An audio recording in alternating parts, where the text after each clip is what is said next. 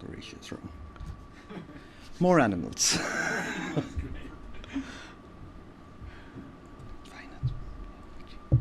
So, thank you for inviting me. It has been a wonderful experience, and for the amazing talks over the last 2 days. And building on the larger theme of colonization, Eurocentrism, unschooling, animals, climate change, I want to turn to a related theme, the theme of the non-human, the theme of human-animal relationships. Every day we hear about the price non-human animals pay for our choices, that is the choice of us as a human species. Extinction, loss of habitat, poisoned food sources. As we stand facing the sixth extinction, the present moment begs, more than ever, critical questions about the intersections between the material world that we share with our fellow animals. The animal presents a particular problem, an art historical problem, because art history, like other forms of cultural history, music, literature, is primarily focused on human activity. Our protagonists are all too human. And this human centricism, this logocentrism, has its roots in Enlightenment rationality, which can be traced to Western modernity and colonialism. So by way of unlearning or unschooling Europe's disciplinarity, or the Descartesian legacies of the human and the object and the subject, how can we move beyond the human centricism of the humanities and the arts more broadly? Let us turn to the Sixth Extinction, which incidentally commenced in the 1500s with European ecological imperialism in Asia, Africa, and the Americas. But rather than narrating a story of colonial violence, ecological or otherwise, which we are all very familiar, I want to turn to the Indian Ocean as an arena to imagine a different history, a history of human-animal relations that go beyond metropolitan art histories, speciesist bias. So join me as we go back to the past. We go back to the 16th of Farvardin, March 25th, 1612, when the emperor of Mughal India, Jahangir, notes in his personal memoirs, I had ordered him, that is Mukarrab Khan, a high-ranking noble in the Mughal court, to go to the port of Goa on several items of business and see the viceroy, the governor of Goa, and to purchase any rarities he could get hold for the royal treasury. Without consideration for cost, he paid any price the Franks, that is the Portuguese, the Firangis, asked for whatever rarities he could locate. He brought several very strange and unusual animals I had not seen before. No one even knew what their names were. One of the animals was larger in body than a peahen and significantly smaller than a peacock. The animal in question was the common American turkey, the Meleagris gallopavo, a bird that had until this time never been seen in South Asia. And here we have a painting of the courtier Mukarrab Khan presenting the turkey, which you cannot see, because but you can see. Presenting the turkey to the emperor, the turkey that was bought in Goa. The emperor sought to comprehend the extreme strangeness of the bird, a bird whose name he did not know. Sometimes when it displays itself during mating, Jahangir continues, it spreads its tail and its other feathers like a peacock and dances. Its beak and legs are like a rooster's. Its head, neck, and wattle constantly change color. When it is mating, they are as red as could be. You would think that it had been set in coral. After a while, these same places become white and look like cotton. Sometimes they look turquoise. It keeps changing color like a chameleon. The piece of flesh it has on its head resembles a cock's comb. The strange part about it is that when it is mating, the piece of flesh hangs down a span from its head like an elephant's trunk. But then, when it pulls it up, it stands erect like a rhino's horn. Eventually, the emperor designated Mansur, a court artist, to draw a likeness or tasweer of the bird. So the astonishment one has, and I quote from the Jahangirnama, so the astonishment one has at hearing of the bird would be increased by seeing it. Echoing the emperor's description, Mansur's 1612 painting was also a very careful and precise study, a likeness of the bird, meticulously applying color in small areas to define the texture and sheen of plumage. The artist depicted the turkey against a monochromatic, tinted background that accentuated bodily presence through naturalistic verisimilitude. Mansur's painting was unprecedented within the court. If we compare the 1612 painting of the turkey with an earlier work by the artist, a 1594 painting of the Indian bustard and the Bengal florican, the birds are grounded in a landscape that signals towards the natural habitat of the bird. The turkey, in contrast, hovers in space. Even as each feather and fold of skin is marked by minute brushwork, the body of the turkey floats over a lightly sketched ground demarcated by a row of wild flowers, which its claws do not touch. The ground, it seems, is intentionally separated. The subdued background with a slight monochromatic tint highlights the visceral presence of the bird. What compelled Mansur to place the body of the bird at a slight remove from the ground, estranged from its worldly context, as it were? And how could art history have missed such an estrangement, given the long histories of Mansur's oeuvre that have appeared in the recent past?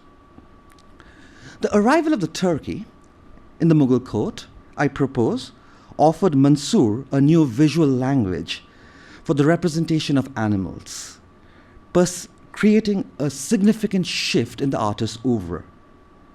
The painting, then, offers critical insights into both the trans-regional entanglements that constituted the early modern world and the human-non-human interactions that shaped representational conventions in this period.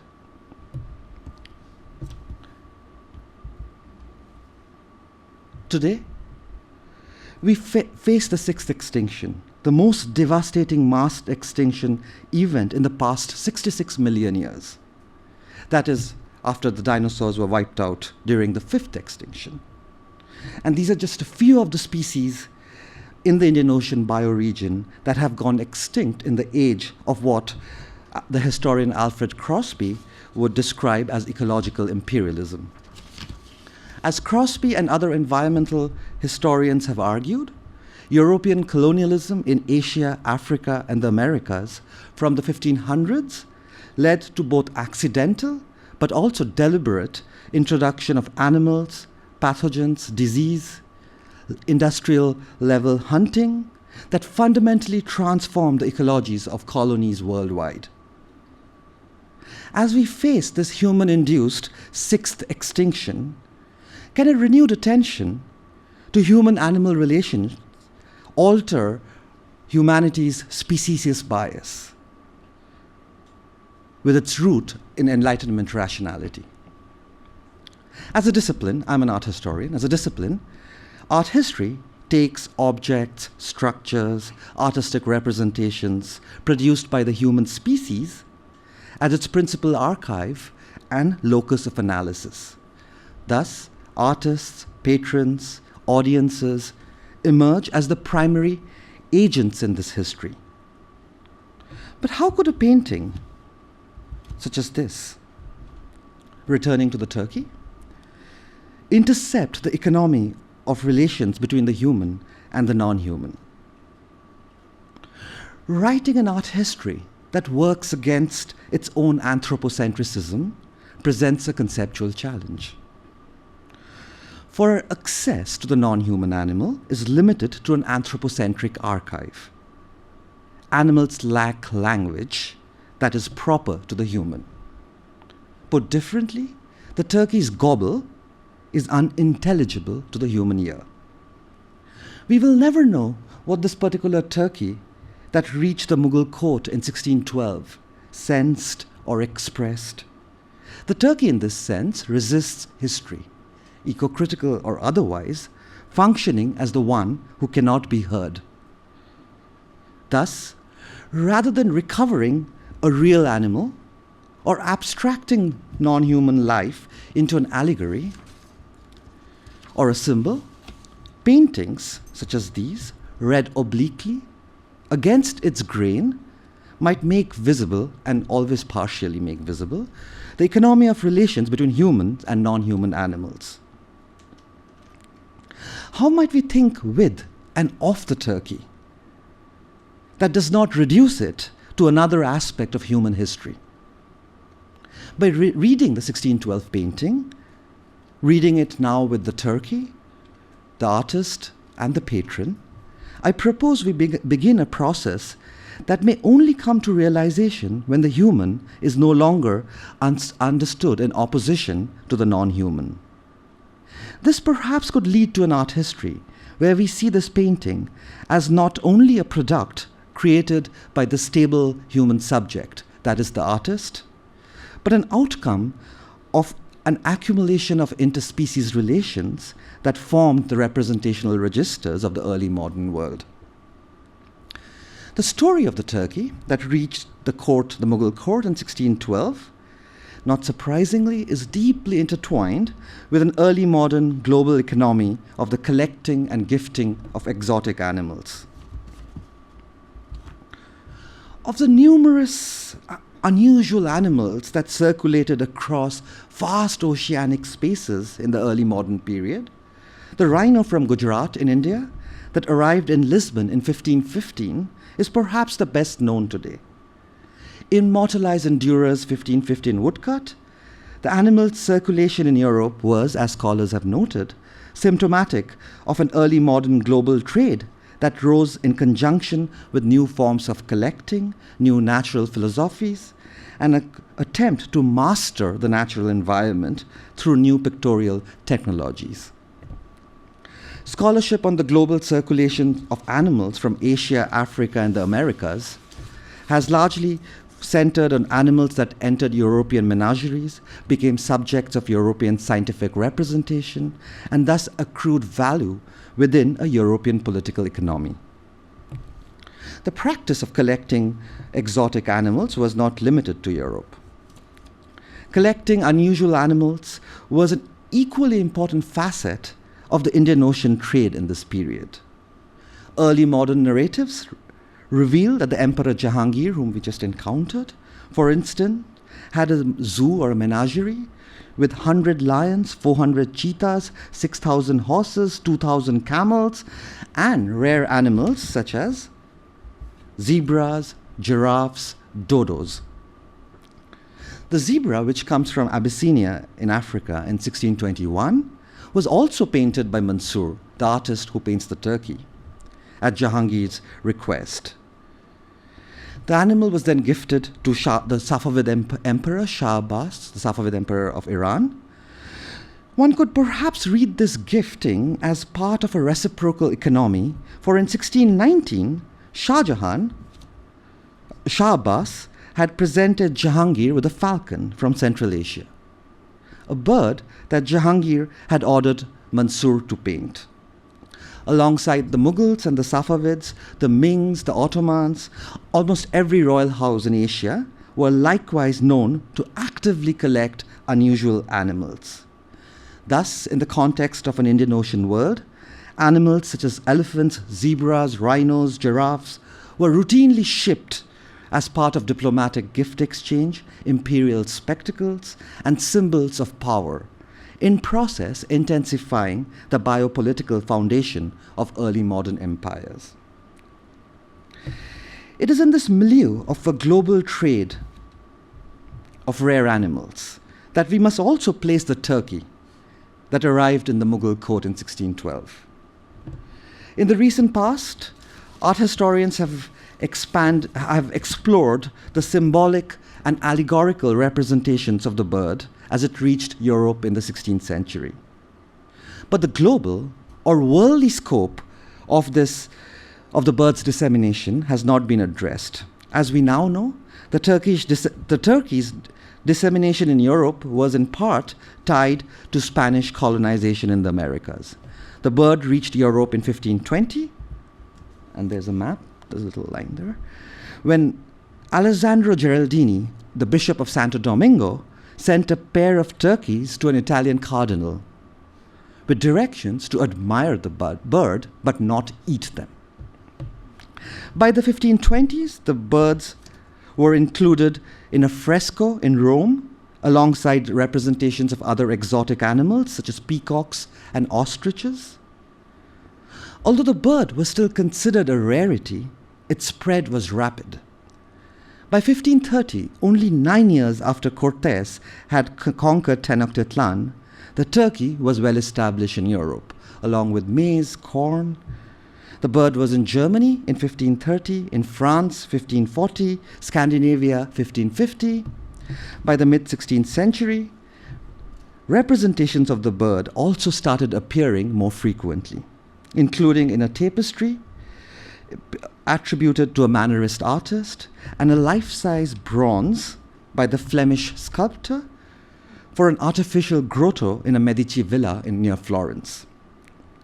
The bronze was placed in the grotto alongside life-size animals such as an unicorn, lion, elephant, camel, rhino. The placement of the turkey alongside recognized exotic animals such as giraffes and elephants that were avidly collected by the European elite suggests that the bird had a valorized place in the European imaginary. The exalted nature of the bird, I would suggest, was because of its novelty. The turkey had not been seen in Europe before. By 1612, the bird reached India. By 1617, the bird reached Iran. By 1674, the bird had also reached China through a woodblock print produced by the Jesuit priest for the Qing emperor. Both turkeys, one in Verbier's map and the other painted by Mansour, our Mughal artist, were based on a woodblock print published by the Italian naturalist Alvadrani in a 3-volume encyclopedia of birds. In each instance, the turkey is portrayed in side profile with outstretched wings, tail feathers upright. Both the woodcut in the Italian book and Mansour's painting include an allusion to vegetation. But by the time the turkey was reproduced in a map in China, vegetation was replaced by bold lines to signify ground. We will never know if Mansour, our court artist from India, had actually seen the book or a similar woodcut that has not yet been discovered. But the fact that Mansour, at this time, was painting floral studies based on plant illustrations in European books suggests that pictures from Europe offered the artist a model, a typology, a prototype, to experiment with a more naturalistic approach to physiognomy. Art historians, for the most part, have limited their engagement with the representation of animals, exotic or otherwise, in Indian painting as symbolic or metaphorical devices. Lions, sheep, and other animals, scholars have argued, assumed allegorical symbolism within a system of kingship centered on the oratic presence of the cosmopolitan worldly monarch. Scholars, for instance, have looked at this painting, which is a painting of Jahangir dreaming, that is embracing Shah Abbas, the Safavid emperor, and the animals, the lion and the sheep, have been read by scholars as metaphors, as allegories that are drawing from both Christian and Islamic ideas of good governance. The fact that the lion and the sheep are lying together peacefully is, scholars would argue, a symbol of governance, of Jahangir's power as a ruler. Paradoxically, what is omitted in this very insightful scholarship is the very physical presence of the animal. We might ask then, where does the turkey that arrived in the Mughal court in 1612 measure in a history of the trans-regional circulation of techniques, style? Rather than seeing the bird as an absented trace or merely an amalgamation of lines, colors, shapes, an animal studies perspective would urge us to take seriously the corporeal presence of the bird. Such a reading, however, from within the discipline of art history or humanities more broadly, should or has to proceed with caution. Unlike a sovereign subject with authorial intent, the animal does not leave a trace in the archive, in our archives, unless, of course, we take into account Congo, the celebrated chimpanzee in the London Zoo, or other imprisoned animals trained to paint by their captors and their keepers. Consequently, we must concede that there is no real animal, that is, a historical subject, to be found in art history's species-level archive. It is solely from within the domain of representation that we have to unearth the minor ruffles caused by the turkey that appeared in the Mughal court in 1612. Nonetheless, what we will see, the effect of the bird's presence was significant for the history of art. In scholarship on Mughal painting, the artist Mansoor has now gained distinction, and I quote from a recent book on the artist, as one of the greatest natural history painters of all times. Scholars have commented on the artist's perspective representation of flora and fauna, fine line brushwork that so wonderfully captures the physiognomy of animals. Mansoor, we know, began his career in the 1590s, and his signature first appears in this 1594 copy of an imperial biography of the first Mughal emperor. Art historians have argued that under the naturalist Jahangir, the artist Mansoor heralded a new turn in painterly cultures, one that brought to the forefront a keen attentiveness to the natural world that was possessed, controlled, and governed by the imperium. It is thus no coincidence that Jahangir, an avid collector of animals, had ordered his courtier to purchase rarities from the markets of Goa during trade negotiations with the Portuguese. In March 1612, the courtier Mukarrab Khan returns to the Mughal court with a turkey, and this time you can see the turkey there. It's a very damaged painting, and a Southeast Asian monkey. It is at this point that Jahangir, the emperor, asked Mansoor to draw a likeness of the bird. And that was not an uncommon practice in India. Along with illustrations of imperial chronicles, epics, animal fables, a number of independent folios depicting birds were produced by artists. For instance, the painting on the right is a depiction of a bird called rosy pastors, who typically are found, migratory birds, talking about migration, migratory birds. They appear in vast numbers in North India during winter, and the painting in a way gives a sense of the landscape of where the bird can be seen. So these birds would come to agricultural lands and feed on insects, so we can see a small, in the deep horizon, a representation of a city. Now Mansoor's painting of the turkey belongs to a completely different documentary order. The two paintings of the turkey, one produced by Mansour, and the other by an artist whose name we do not know, function at very two different levels.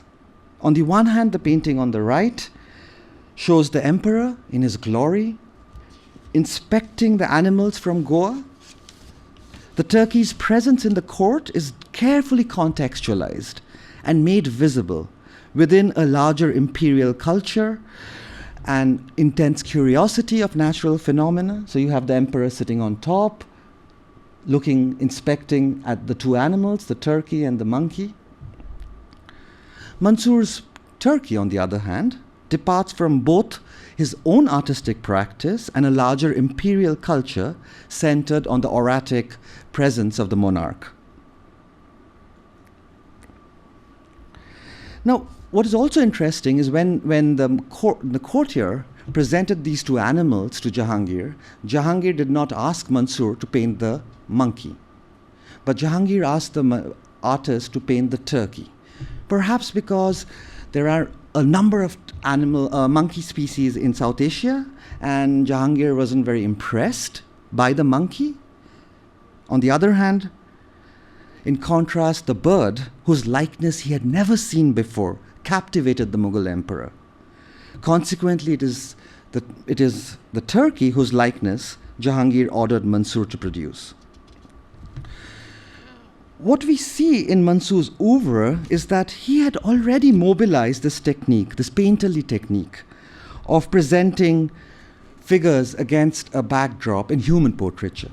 1605, portrait of a musician. Mansour places the figure in a landscape demarcated solely by washes of pigment, offset by flowering plants, that terminates in the sky. Even as the musician is the primary subject of this painting, the human figure is framed by two birds who appear to be responding to the melodious sound emitting from the instrument.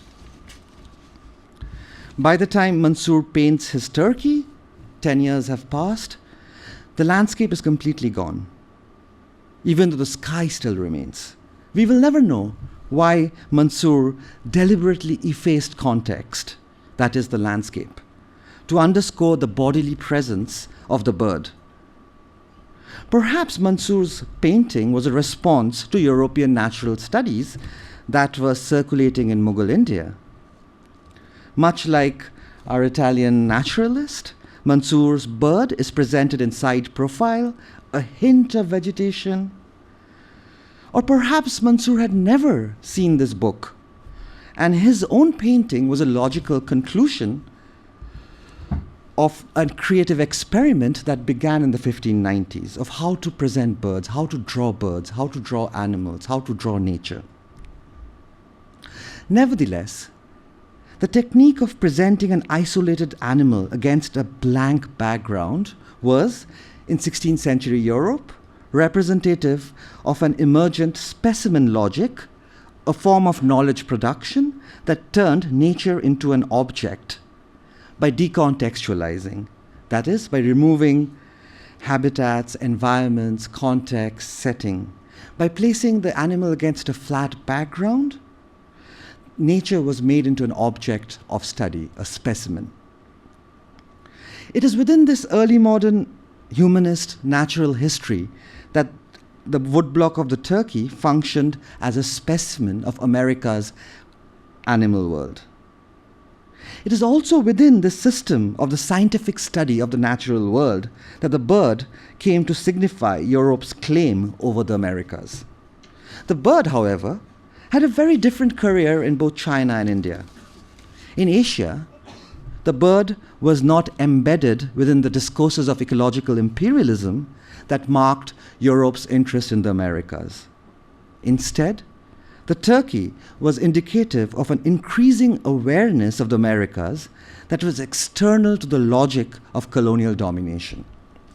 Thus, along with the American turkey that arrived in the Mughal court, Jahangir started cultivating pineapples, also from the Americas, which he obtained from Goa, and a textile that shows this ascetic contemplating this very strange fruit from a faraway land. What is also interesting is in the early 17th century, a book was commissioned, a book on the Americas with images of anteaters and other American animals and birds.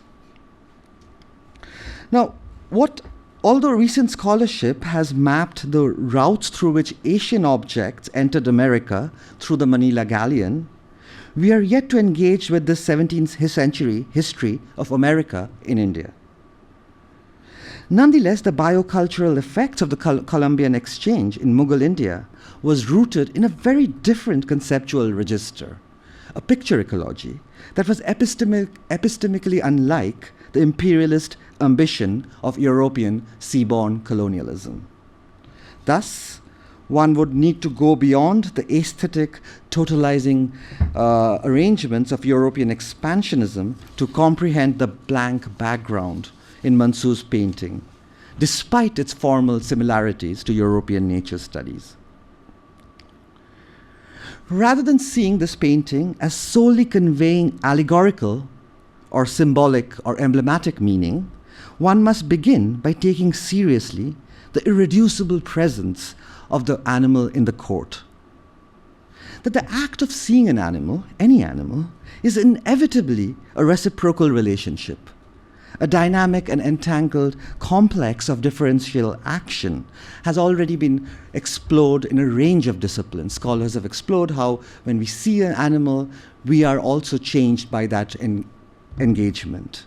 Thus, when the turkey was performing before the observing Mansour and his emperor, Jahangir, surely both the artist and the patron were implicated in spite of the primacy of activity on one side of the human-animal continuum.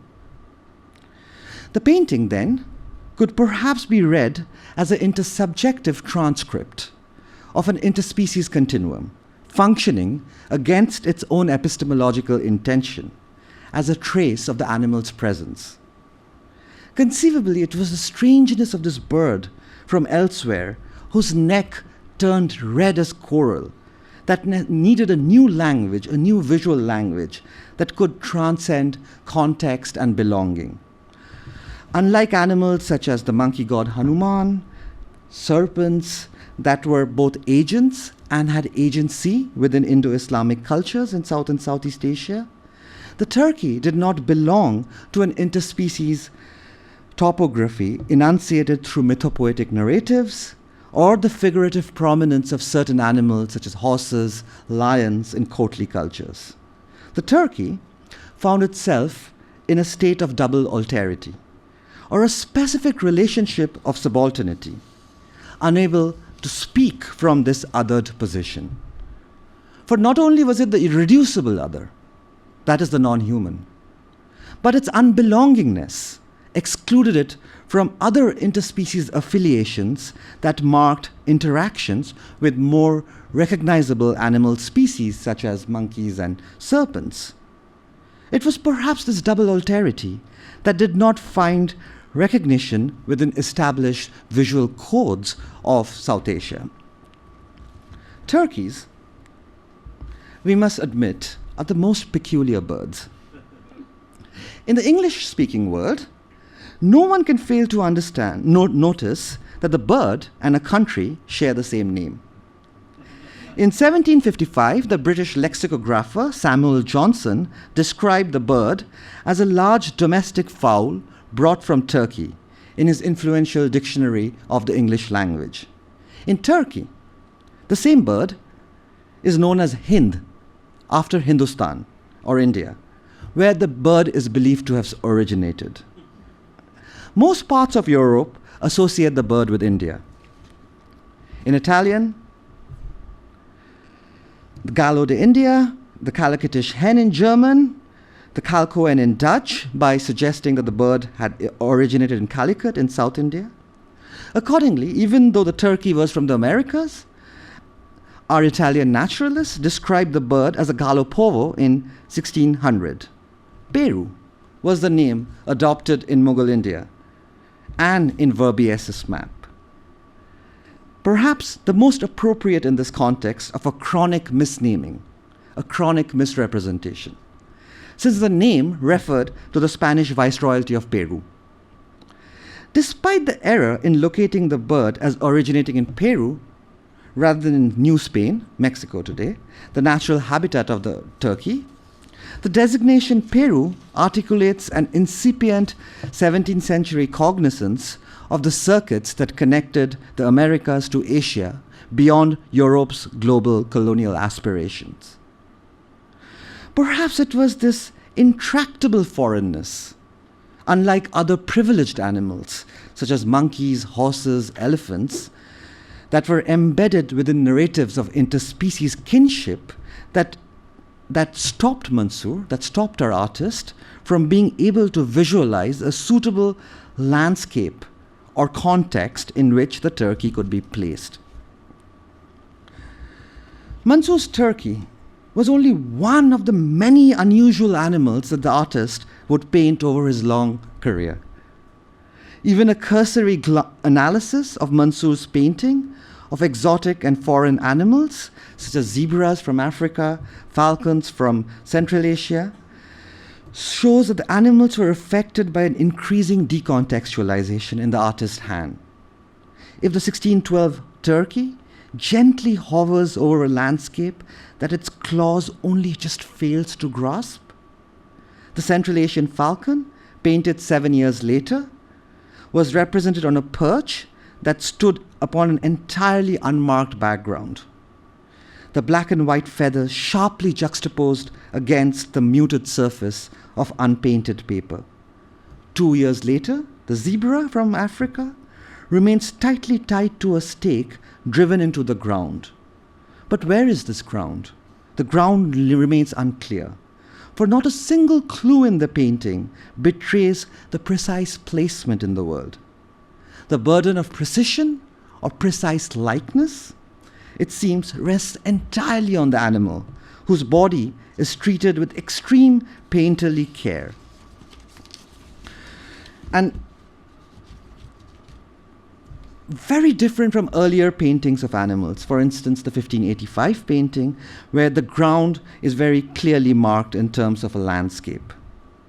The burden of precision rests entirely on the animal in Mansour's painting. Rather than reading this transformation as merely a signifier of human attitudes towards animals, we could reconsider the 1612 encounter between the artist and the animal from a perspective where we see the animals present as constitutive rather than emblematic. Linguistic misrecognitions aside, it is the strangeness of the animal confronting the artist that required a new mode of visualizing ground and horizon, one in which there was no context or background to place the bird. And one might argue it was the presence of this bird, the arrival of this bird from the Americas, that created a sharp rift in painterly cultures. Nonetheless, my reading of this particular painting, I will admit, is capricious, without empirical corroboration or evidence, the bedrock of art history's Western modern roots. There is no Turkey archive that will give me insight into this fateful encounter. There is no real Turkey. Our art historical archive is limited to that one painting and a few sentences penned by the emperor. Thus, given the impossibility of other forms of archival retrieval, we have to push the 1612 painting against its archival limits, against its anthropocentric limits, to locate the cross-hatchings of interspecies mediations. But as a shadowy figure in history, one who left no trace otherwise, the turkey does not allow for a liberal humanist recovery of an ethical or political subject called the animal. Rather than offering a liberatory narrative of agency, empowerment, subjectivity, the 1612 painting, at its best, obfuscates Enlightenment species boundaries to make way for a porous art history, an unschooling, an unlearning, to return to the conference theme, where the other, the animal or the otherwise, resides in difference. Thank you.